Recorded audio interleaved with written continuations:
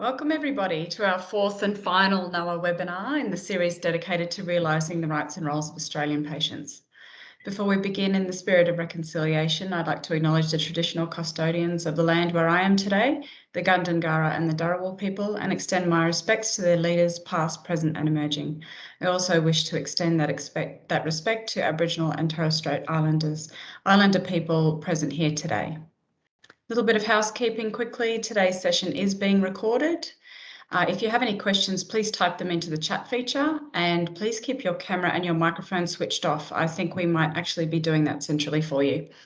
There'll be a link posted in the chat to our questionnaire. For those who have been affected by cancer, please take the time to complete it. It'll only take a few minutes and we have had almost 600 responses so far, but we want to hear from you too. In the first three webinars, we've explored the perspectives of various stakeholders to get an insight into what various groups see as the current state of play when it comes to patient-centred care. The webinars have turned out valuable data in terms of the importance of an organised patient community and a united approach to change. We've heard how clinicians labour tirelessly to work with the complexities that patients and their families bring to the clinical setting, and we've touched on the frustrating challenges of access, equity and emerging technologies. At Rare Cancers Australia, we have a guiding principle when it comes to everything that we do. If you're talking about patients and not to them, you're doing it wrong. At the heart of this advocacy piece is not patients, it's people. Australians who are affected by cancer, and spoiler alert, that is or will be all of us. The people for whom the system exists have something to say today, and that is to tell us what really matters to them. Are we asking the right questions? Are we asking the right people? And are we translating that into action, or are we forming more subcommittees to create more subcommittees? The people we support at RCA and throughout the broader cancer community cannot wait. Today, we have the privilege of hearing from 4 people who can help us to understand the state of play from the perspective of those living it. As one of our panelists described earlier this week, from the perspective of the players on the field.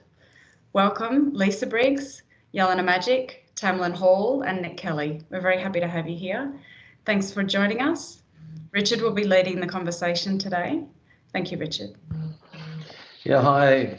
Hello, everyone, and welcome to this really, really important panel. And I think it's great that we've left the patient and carer voice till the end. We've heard from patient organisations like ours and people like Mark Brook and the Lung Foundation, and we've heard from clinicians and we've heard from the pharmaceutical industry, and now we need to really hear today from the people who for whom this whole situation is real and most important. And when we named this project for this year, which was realising the rights and roles of patients in cancer care, I think that we didn't fully understand how deep and how important the subject was, and we, from my point of view, I saw it very early as a rights issue, but essentially it's more than that. And that's what we're going to talk about today. It's a roles issue and an experience of patients working within the system and feeling as though they belong and they're empowered within the system. And the rights that we all expect as citizens and taxpayers validate our expectations on what our experience should be.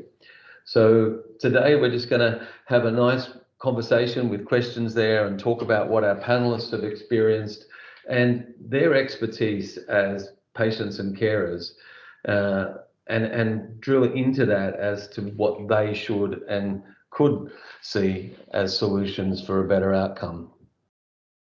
For me, that this whole project was initially initiated because everywhere I went, there were conversations around patient centricity, patient-centered care, patient-focused care, patients at the centre of everything. And they're being referenced by all elements of the cancer community, including, hospitals, clinicians, industry, government, researchers. And I thought we might start by asking, each of the panelists, firstly, to give themselves a brief introduction as to who they are and a little bit of their story, just a brief introduction, but also to reflect on how they feel and whether they felt that they were at the centre of everything and whether they experienced patient centricity. And I'll ask everyone to keep the answers to sort of 2 to 3 minutes, because I know that anyone in this situation who's been through what all of you have been through could talk for an hour on that one single subject. But we'll start with Lisa, and then we'll go around the panel and we'll just talk to each of you about a little bit about your background and what being at the centre of everything has meant for you. So over to you, Lisa. Thank you, Richard, and thank you for inviting me to join this really important discussion today. So my name is Lisa Briggs, and I'm a person living with a rare form of lung cancer. I was diagnosed in 2014, soon after the birth of my son. I was in a really critical way and experienced firsthand what it was like to be part of a public system as an inpatient, and then also joining a clinical trial for 3 years, experiencing that element. And then now it's been 6.5 years and I've had still care within the public system at a different place. And I feel like I've had a really a varied approach in my care over the time. I think it's really ironic, Richard, that you bring up the, patient centricity and who are we, and that whole term of, when we get asked to introduce ourselves, are we a patient? Are we a patient advocate? Because I have various roles in advocacy as well, having experienced so much over the years. So, I like to see us being, people with lived experience of cancer. But it's a really common question that gets asked. A lot of the times we're referred to as consumers, and then we're referred to as patients. So it's so diverse in what people's preferences are in that space. So would you like me to continue on about the actual patient centricity, or should we go to someone else and then we'll roll back? We'll roll through the others and then we'll come back. So we'll we'll go to Nick next, and then Jelena, then Tamlin. All right, great. Wonderful. Thanks, Richard. And just as Lisa said, thanks for having us here today for a very important discussion. So my late wife Nicole was diagnosed with a rare form of salivary gland cancer in September 2018. Unfortunately, passed away in January last year, January 2020. So it was about a 15-month battle. She was diagnosed just before our little one turned 1. So her first chemo was actually on his first birthday. Not how you like to spend a first birthday. But little one is continuing to strive and thrive, and we talk about mum all the time. My sole goal in life is ensuring that he remembers his mum and what a beautiful person she was, and I see so many wonderful traits through him, so I'm very lucky to have him because I get to see her every day through him, so that's a wonderful thing. Treatment was very, very good. We were pretty lucky in the sense my wife was an occupational therapist who ironically worked with cancer patients. She knew early on when she was diagnosed it wasn't good, but because she was actually treated at the hospital she worked at, so there was no shortage of visitors. That was probably the biggest issue, was putting signs on the doors to tell people not to come and visit when she wasn't well enough to have them all. But we were well looked after. But just on this idea of patient centricity, Rich, and I was looking up, I Googled before what we mean by centricity, and it's defined as a place of central prominence. And I think at the crux of it, that the challenge here is that often the disease takes the center place, not the person. And I think that's the challenge that we're trying to grapple with, and it's very difficult to devolve the two, but I think often it's the disease that's taking center place and not often the patient or the person, as Christine said. Yeah, I think that's pretty smart. Jelena? Yes, hi everyone, and thanks again for having us here. It's really important to have this platform to present our views as consumers, as some would like to define us. I'm a mom of 3 boys. My youngest one, Marco, was diagnosed with high-risk neuroblastoma in 2018. He's currently in remission, thankfully, through the course of his treatment, really, we've experienced both the good and the bad of the Australian health system. Some of the major issues that we've encountered is access to clinical trials and novel types of treatment, but also communication issues that are related to really rare presentations of some of childhood cancers. So in that sense, I've become involved in patient advocacy, and recently us cancer parents and survivors try to bring our voices together. So we have started an alliance called Spark of Gold, trying to present a united approach. In my advocacy role, I'm also a member of the Risk and Quality Committee at the Royal Children's Hospital, and also a board member of the National Oncology Alliance. No, yes, sorry, I should have known. It's good. We won't take offence, Jelena. We won't take offence. National Oncology Alliance. Oh gosh, I feel embarrassed now. Patient centricity, I'm really passionate about that because I think it's really well defined in the system, but I'm a very pragmatic person, and I'm just trying to see why, even though we have so much support and so much theory behind it to say how important it is, we are still experiencing issues in realizing that in real life. And as you, Richard, mentioned, it's not so much defining the rights of patients, because I think those are pretty much clear. It's what is the role of patient in the system? Because all other stakeholders have pretty clearly defined roles. You have industry developing the drug, you have researchers doing their research, advocates advocating, but patients are expected to have a role in all of that, and at different levels, at direct care, service level, system level. So trying to see what we can do to really be in the center of everything and kind of align all those aspects is something that we really need to clarify and come up with some tangible strategies as to how they can be implemented. Thanks, Jelena.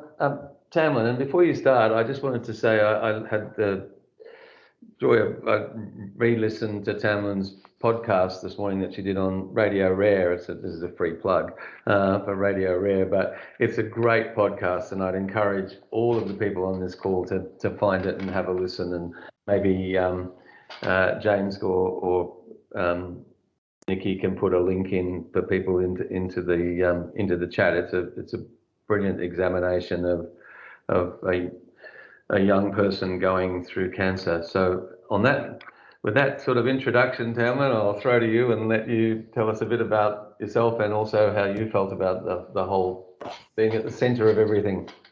Okay, well, hello, I am Tamlin, and I do bring the perspective of a young person having cancer. I was diagnosed in 2017 when I was 13 years old, and I was diagnosed very late in the game. With rare cancers, it's hard to find a treatment plan, but when you're diagnosed late in the game, it's even harder. I wasn't meant to live, but I've just celebrated my 4th birthday for my bone marrow transplant last month in July, so yay.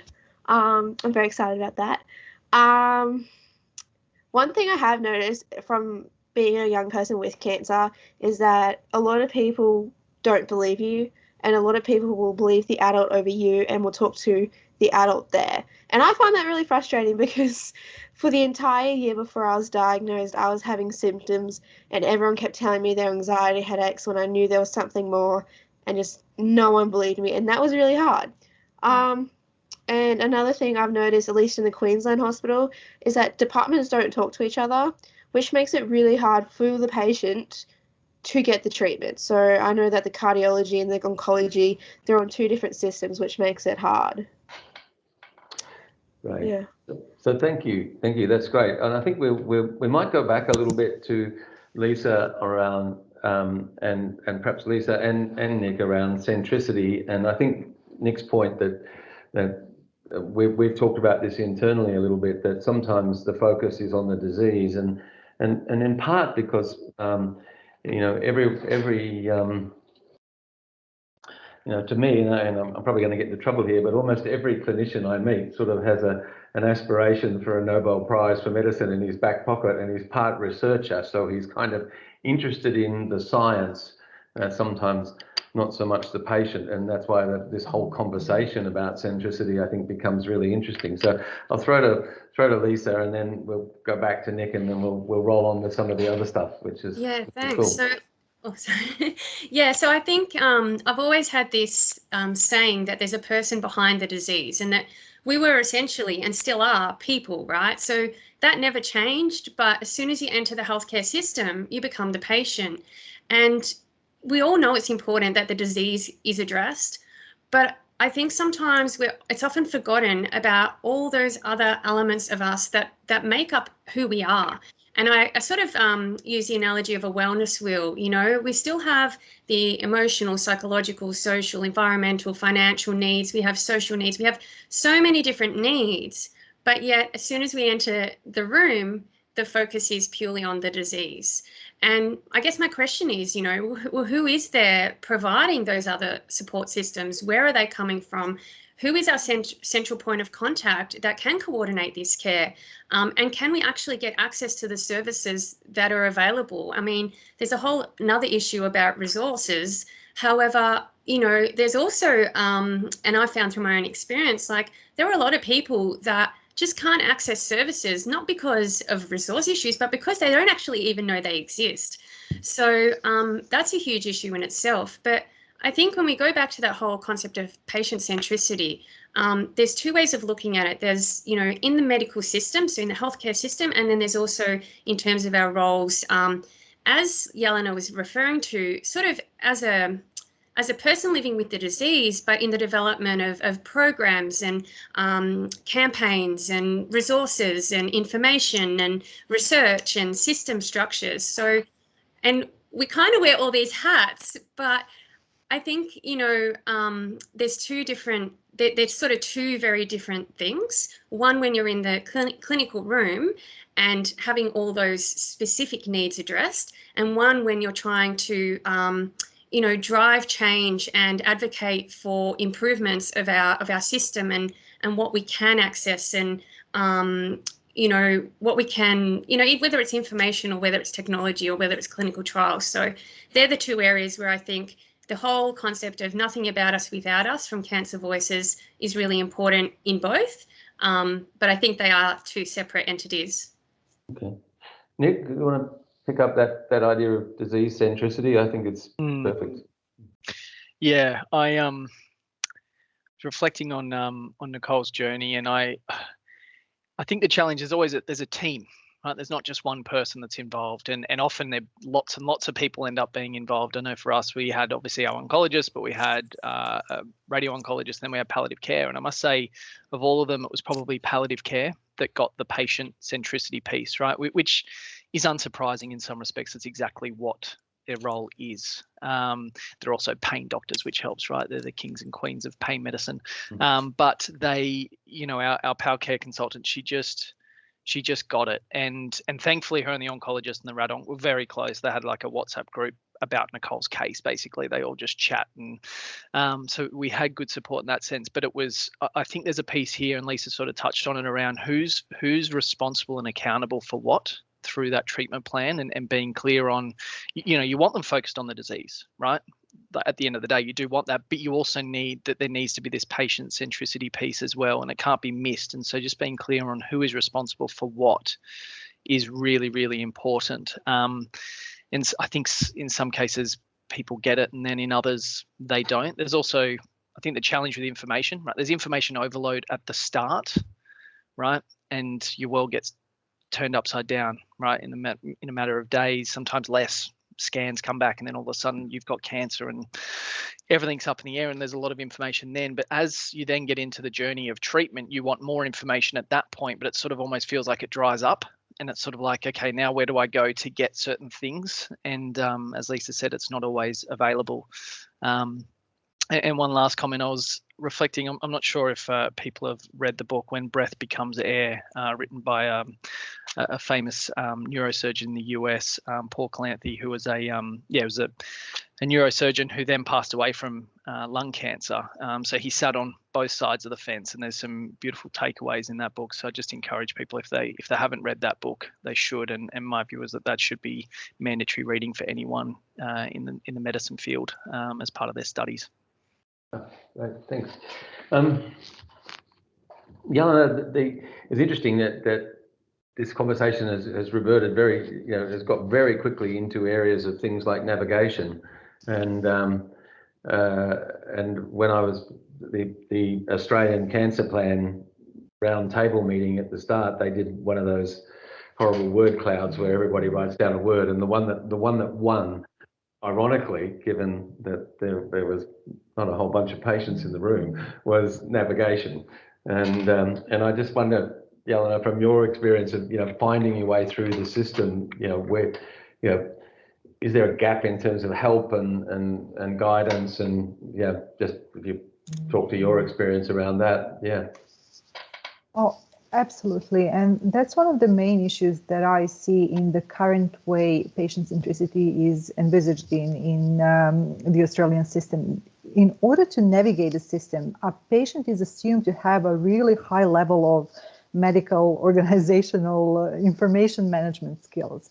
And at the same time, to enable that shared decision making and kind of be an equal partner, patients and families and carers are supposed to be rational when their logical thinking may be impaired due to all the stress associated with diagnosis and everything else that follows. So, in our sense, it was, I wouldn't say easy. It did require a lot of time and effort to find the information, but we did find the information. We did manage to navigate the system. We, accessed all care that we thought was necessary, and we were able to communicate with our physicians. But I'm always thinking, patients are, or consumers, as they're called, they're not one monolith. I mean, we are all, our views are going to be shaped by our own socioeconomic background, by social support that we have, our level of education, etc. And not everyone is in the same group. So I'm just wondering, how are people who are not supported supposed to have their say and have their needs met? Currently, I don't see adequate support being provided to people from disadvantaged backgrounds. And that's not only in relation to, individual care, but even, there's a lot of talk and, consumer engagement is in vogue, but it's so prone to selection bias because only people who have time and resources to participate in committees, in surveys, on different boards are going to be able to present their views. But can we really say that we are representative of people from other backgrounds? Absolutely not. So I would really like to see some systemic changes that will enable better real-time experience, both capturing of data, measurement, and then policy making being influenced by that. Yeah, I think the part of the process goes, one of the things we talk about internally is, and this one's coming to you, Tamlin, is that we talk about the fact that people say they want to understand, and this can be from people who are in the cancer community but not patients. They can be clinicians, administrators, bureaucrats, what have you. But we're not sure. I mean, I'm not sure that they asked the right question, and I'm interested in Tamlin's experience, and all of you are following this. When people have sort of said to you they want to talk to you and they want to understand what you've gone through, have they been listening, or is there a presumption in there?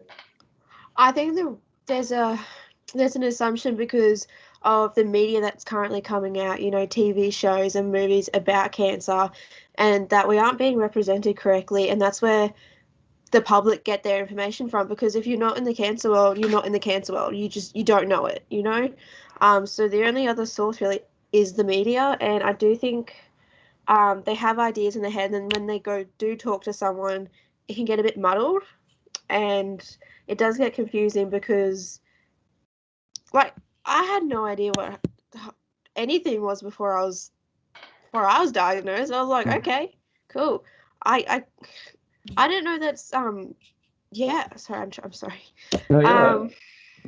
I understand. It's like it's so, and people kind of, the experience that I've had, I guess, is that people want to hear your story, but they don't necessarily want to extract the expertise that you built up as part of that. That's kind of the frustration. Sometimes they want to be sympathetic, but they're not actually listening to where the system fails and where the system can be improved. That was my thought.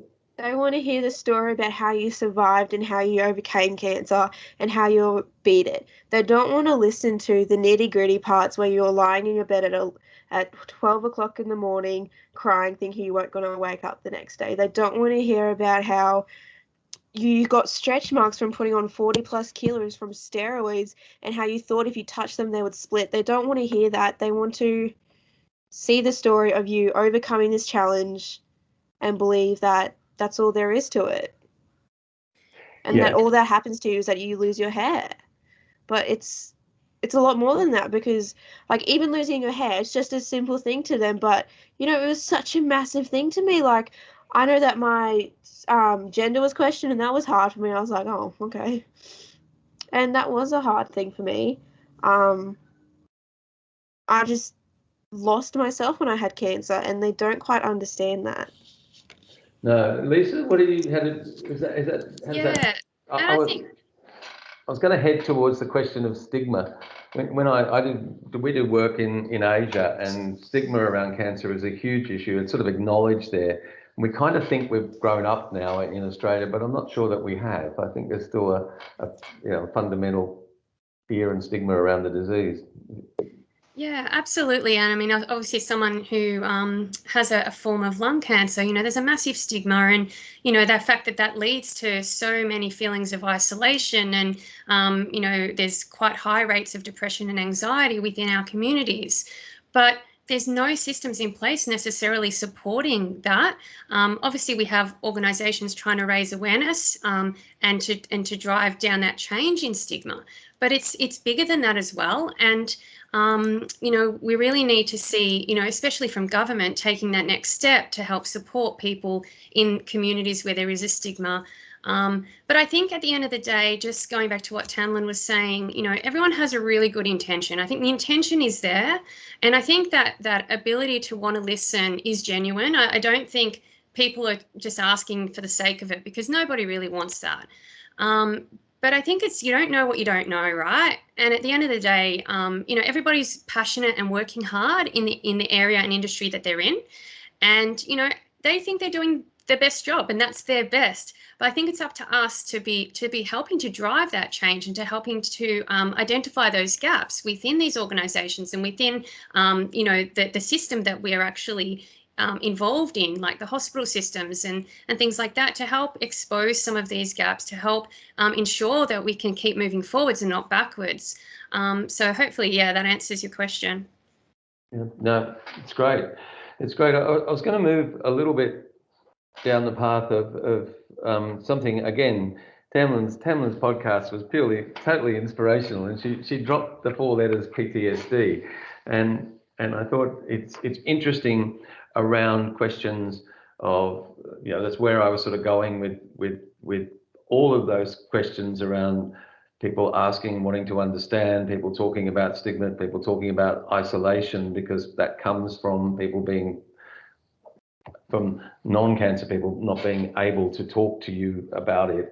And I just wondered what's missing from our system that would help with that. And I thought, you know, what's the right thing to you know, if we were king for a day and we were just trying to say what will make this better.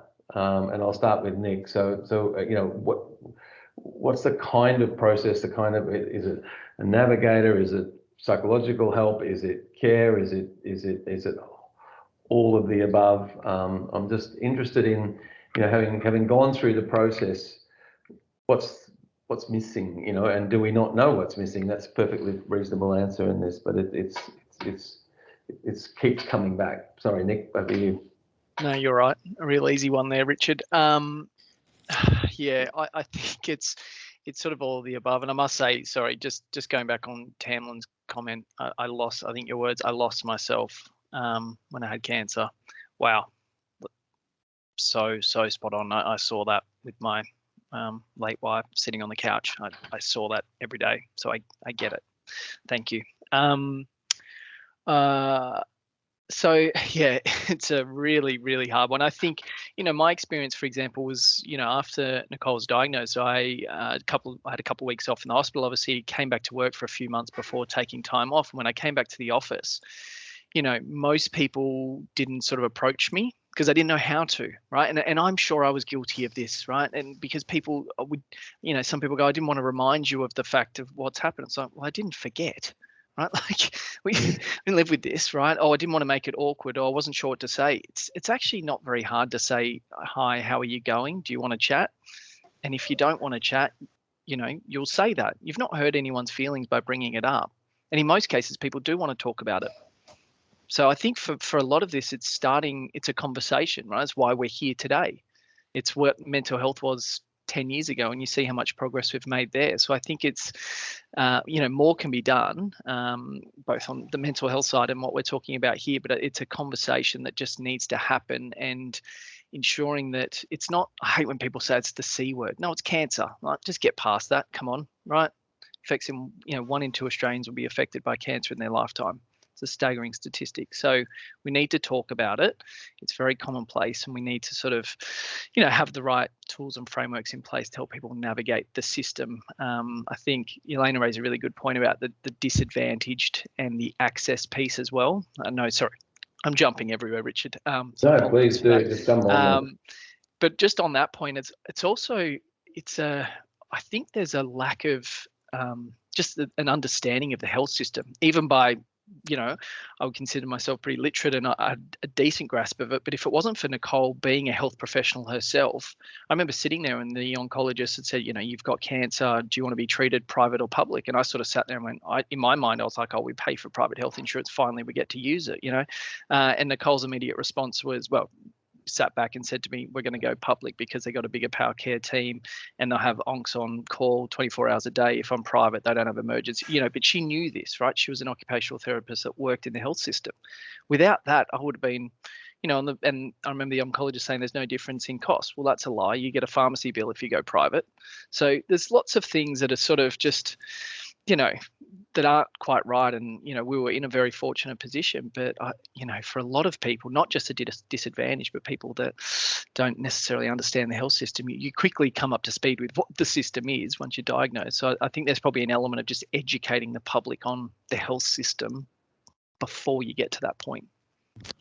I'd like to jump on your comments about how people are. I think that what needs to happen is that we need to get the fragility of cancer patients. Everyone thinks that we're fragile and that we can break, and that's the problem. People don't want to approach us because they think we might just break down and start crying. I don't know about other people, but I'm very loud and proud about my cancer. I have a big scar on my leg, and people go, oh, what's that from? And I say, it's from my cancer. I survived. And then they go, oh, they go quiet and they go, oh, I'm sorry. And I tell them all the time, no, I'm very proud about my cancer. It is a thing that I've achieved. And we are not fragile, because if we were fragile, we would not be here. We would not have survived. We are very strong people.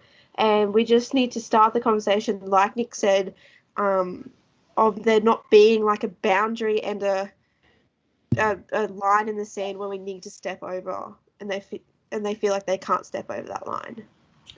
Yelena, is peer group support important in this? And my understanding, and it was something that came up with conversations with Lisa, is that there are restrictions on whether or not companies can, whether or not doctors can introduce patients to each other, which I found, I actually didn't know that, but I've got to be honest, but it struck me as appalling. So I just wondered whether we might start with Yelena and see how Marco goes and whether he creates sufficient racket. But if not, then we'll go to Lisa as well anyway. So yeah. Yeah, thanks.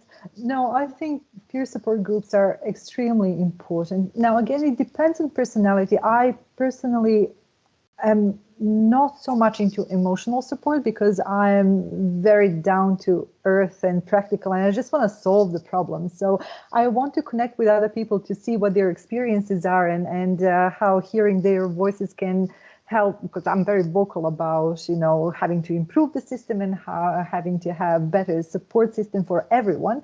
I'm more into hearing other people's experiences so that I can see that I'm, you know, am I crazy? Am I overreacting, or are other people experiencing the system in the same way? But other people want to connect with other people to share the, you know, the pain of it all, the trauma of it all, to learn from each other's experiences. So whatever your needs are, having another person to talk to is really, really important.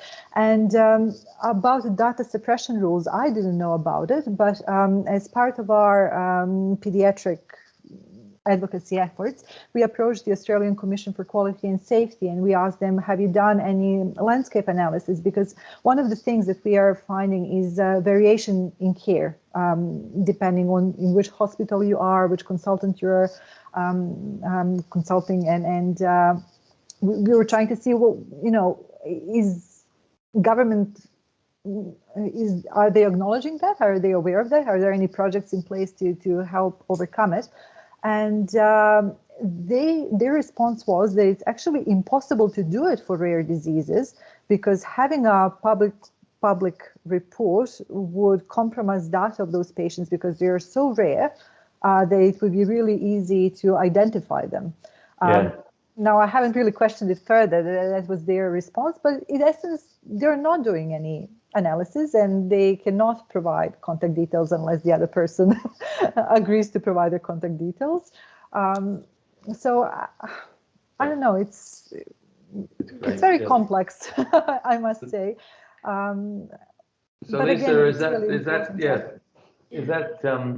is that your experience, Lisa? I know Tamlin's had Yeah. experiences with peer groups, and I presume I'll go to Nick as well, because I think it's a really, really, Absolutely. really No, absolutely. Look, when I was first diagnosed, I didn't know a single other person living with lung cancer. And, you know, we talk about having conversations back with what Tamlin and Nick was saying and starting that conversation. And, you know, most people, when they think about someone with lung cancer, it's not someone that looks like me. So, you know, and when I asked to be joined to a support group, there was lots of assumptions being made, like, oh, you know, they're older, or they're, you know, they come from a you know, a smoking background, or there was all these differences, and to me that was irrelevant. Like, I just needed to connect with someone else that had been diagnosed with lung cancer. Like, I didn't care who they were, how old they were, where they lived. Like, that was irrelevant. But the fact was that there was only a newly established group at the time, and there was just that reluctance. And because I was on a clinical trial, I said, well, I know there are 4 others, because I asked the question, how many others are on there? And I knew there were 4 others, and could you connect me to one of those? And it was an interesting scenario because obviously with patient confidentiality, there was a lot of restrictions about passing over details. But what my nurse cleverly did was one of the consultations I had, I arrived and she said to this particular person, oh, can you just wait there? And Lisa, I'll be with you in a minute. And I looked at him and I said, oh, are you on such and such clinical trial? And he said, yes. And I said, oh, hi, I'm Lisa. And she did it on purpose. And she'd sort of already, I didn't realize she'd already kind of started a conversation with him about, look, there is someone I'd love to connect you with if you're interested. And it wasn't a relationship that needed to be, you know, ongoing all the time. It was just somebody that you could relate to. And I think the one thing with support groups is that we share this this ability to connect and understand someone's situation without judgment, without asking questions, without needing to know. It's just, you just get it. And I think that is something unique that nobody else can provide. I've since helped to create and establish a support group, a peer support group at Peter MacCallum Cancer Centre now, and that has grown, which is great, and it's facilitated. But I will say one other thing before we move to some of the others is that in terms of online groups, I mean, now we're in an era where we're seeing a lot of opportunity to connect online, and it's a really great resource. But I think some of the challenges that we have faced in the past and we are potentially starting to slowly overcome is that concept of clinicians being concerned about who's moderating these groups, what's being discussed. And I understand that that's a real fear for a clinician, but I think it is our role as individuals living with the disease to be able to explain to them, right, this is what we're discussing. These are the types of things we discuss in groups. This is the sort of things that we benefit from when we are involved in these groups. I mean, you know, I know people have found clinical trials because they've looked online and someone has said, hey, you should check out this location. You know, that has then been a life-changing, you know, experience for them. So it's we don't know what we don't know, and fear can create lots of assumptions about what may or may not be the case when we're talking about support groups. But if we can just help, and again, going back to communication, conversation, explain to clinicians, explain to the wider community why these groups are so important, they will start to refer people to the groups, because then they feel a bit reassured that there is a benefit and that we're not sitting there talking about an alternative therapy that's not medically approved. Yeah, that's right. That's exactly right. I guess it sort of opens the question. I should just make a point, because something came through the chat, that this is the most highly attended webinar of the series. So you've just blown out the clinicians and the industry, and dare I say it, the patient groups. So we've all been put to shame by today, which is absolutely fabulous. But I was interested to. I know that. I won't sort of make you repeat it, Tamlin, that you were talking about the challenge of having a peer support group, and then also the challenge of loss for some of your peers when they passed away. But I think that's really a good. It's really one of the things that we need to address. If we're going to have that, then it becomes an area of grief, and it becomes an area of need. And I'm interested to hear what you have to say about that, Tamlin, but I'm also interested in whether clinicians are doing enough in this space, or whether they've completely kind of stepped away from it and are leaving it to either patient groups or peer support groups in this area of support. So if I haven't confused you with so many questions, go for it. Very much so, at least at the Queensland Children's Hospital. My mother has started a charity with a couple other mothers of children with cancer, and and it's called Queensland Pediatrically Oncology Support, and I know the nurses aren't too supportive of it, because there was a support page on Facebook where they were talking nastily about the nurses. So my mother and a couple other mothers decided to start a whole new thing where it was just all about the kids and providing support for each other, and that has gone very well. They've done retreats for the mothers, which is a great thing. Yeah, that's another thing. QPOS, they provide retreats for mothers, and you know, a weekend away for parents to be like, oh, don't have to worry about my kids. But I never found a support group for me, because I never found anyone I could relate to. When I was going through cancer, I never really got to see the other teenagers. They were very far and few in between, because I was always in a room somewhere throwing up or sleeping or just dying. I don't know how else to put it. But yeah, I didn't really relate to anyone, because there wasn't anyone else as serious or as close to death as I was, and I found that really hard and frustrating, and particularly the years afterwards, and especially when I went back to school, when these people hadn't had any idea of what it was like to be dying. And then especially when COVID started and all these practices came into hand, and all my friends were like, oh my God, I could die if I get COVID. And I'm thinking, you're in the range of the healthiest people, and the healthiest range. If you get it, you will be fine, most likely. But if I get it, I will die. And there was a lot of people who didn't understand that, and it was very frustrating. Yeah, I can imagine. Nick, you were a carer. Was there? Did you see the gap in support for you as an individual? Sometimes being a carer, same for you, Yelena, is a really challenging role, because ultimately you're well and it's not your disease, but it still dominates your life. Yeah, absolutely. I think there's definitely a gap there.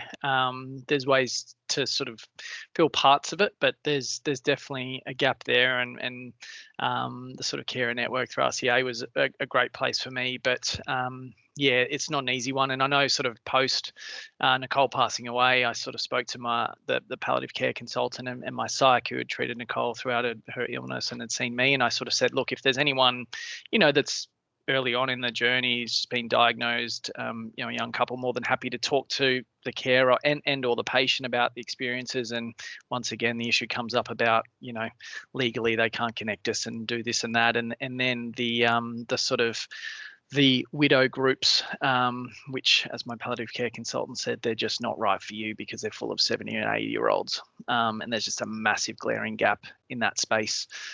Thankfully, I've been able to sort of connect with a few weirdly through, I sort of started dating again post my wife passing, and met a few widows through dating apps. Now, you wouldn't imagine that was the place to find grief support, but weirdly, I've connected with a few and we've got a great little network going now. So, you can find support in weird and wonderful places.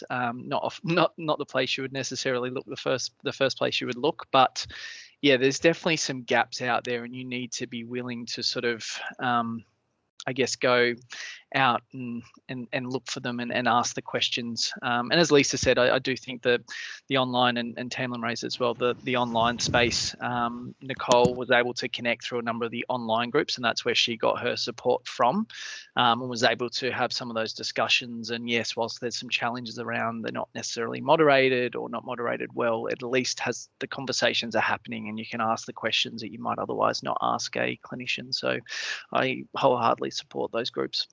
Yeah, I've got some questions from that have come through, and one of these is actually, it's really interesting. It's a bit of it might well be the question that organisations like Rare Cancers don't want to ask, but this is from Bedrick Eckhart.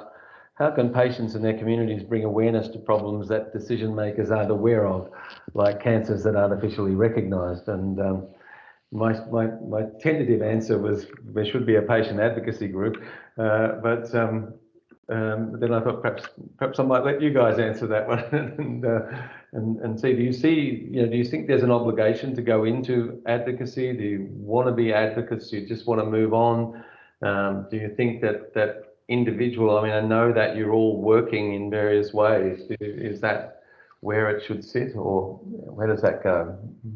Yeah, I'll probably head that one off, because I might go back to the analogy that Christine was referring to at the start, and it was something that I sort of shared with her, and it actually came from my husband, not even from me, so he can take the credit. But it's about that concept of a sporting field and the players on the field versus the referees, the coaches, and the spectators.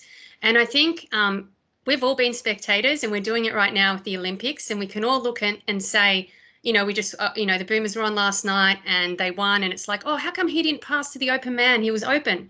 But it's all well and good and easy to see from that perspective, right? We're looking from a TV view. We're sitting behind. I mean, we're not even in the stands. Those people in the stands are seeing something different. And then the people who are refereeing are seeing something different again. And I think it's that concept of perception versus reality. So we are essentially the players on the field. We're the ones seeing it. We're the ones hearing it. We're the ones living it. And that is such a unique lens that you just can't find in any other area. And so I do think it's important that if we have the capability to advocate for things and to drive the change and to build the knowledge and to do those types of things, then yeah, it's important. Not everyone wants to be, and that's okay too. But and sometimes we just fall into the roles. I know I wasn't looking around saying, gee, I can't wait to be an advocate for cancer.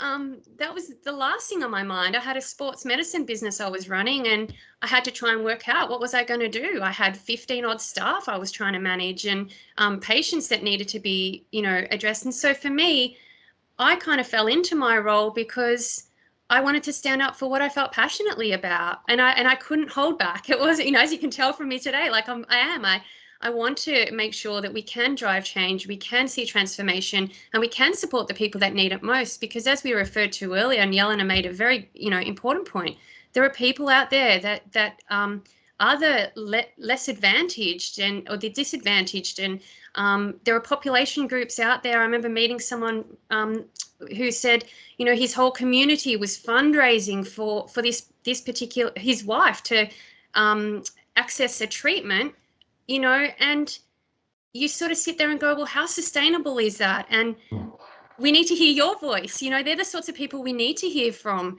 And I think that's a challenge too, because I think that could really drive a lot more change if we heard from a lot more of those people. Yeah, I think it's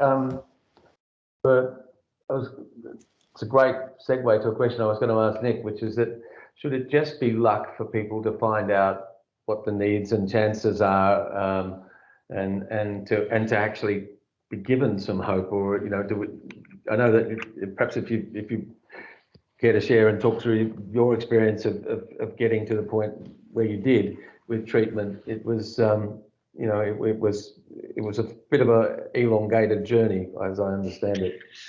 Yeah, it was. And I think everyone should be given the option, right? There are obviously challenges throughout, but yeah, so Nicole was had some of the old school chemotherapy to start, wasn't able to keep that up due to inability to tolerate it, then had palliative radiation for pain.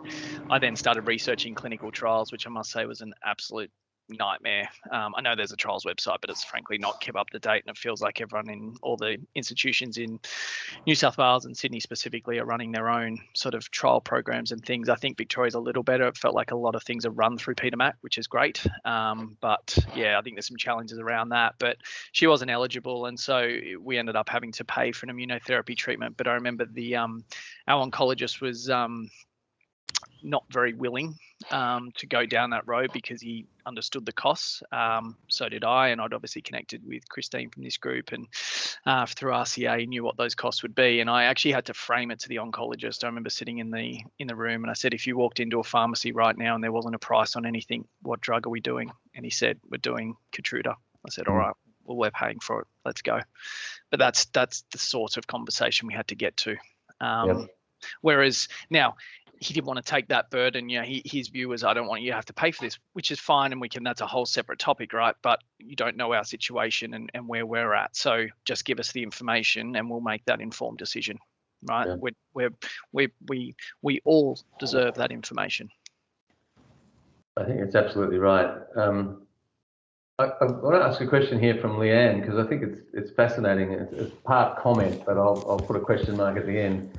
It's one of the views is going back to patient centricity that she finds odd in the multidisciplinary expert team, and they're working for you in making potential decisions on further treatment. But from what she's experienced to date, this team is a bunch of invisible experts that don't engage with us except through the treating oncologists. And what we need to do is follow up with who they are, what their expertise is, and you know, it is kind of a star chamber kind of process, and I'm interested in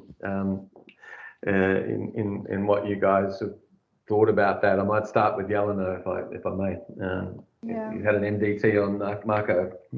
I can completely relate to that, and that's one of the major issues right now, is that everything is so fragmented, and every specialty and every department and every stakeholder, they seem to be working in silos, and then you have these patients who are in center and everything is supposed to be about them, but they simply do not have, they don't have the information to understand what's happening and how decisions are being made. So what I would really love to see, because Australian system, they are very good at marketing. Once you enter, before you enter the system, you kind of expect that it's going to be the best system there is, because that's the perception. But then once you start learning about it, and especially if you are dealing with something that's not a common disease, you will start to see those gaps. And until we have this patient seen as a person that has health needs, but also has social needs, has mental health needs, has, you know, financial needs, and all those parts have to work together in alignment to deliver that person-centered care. Until the system is redesigned in such way, we are always going to feel like something is missing and that we are not being fully informed.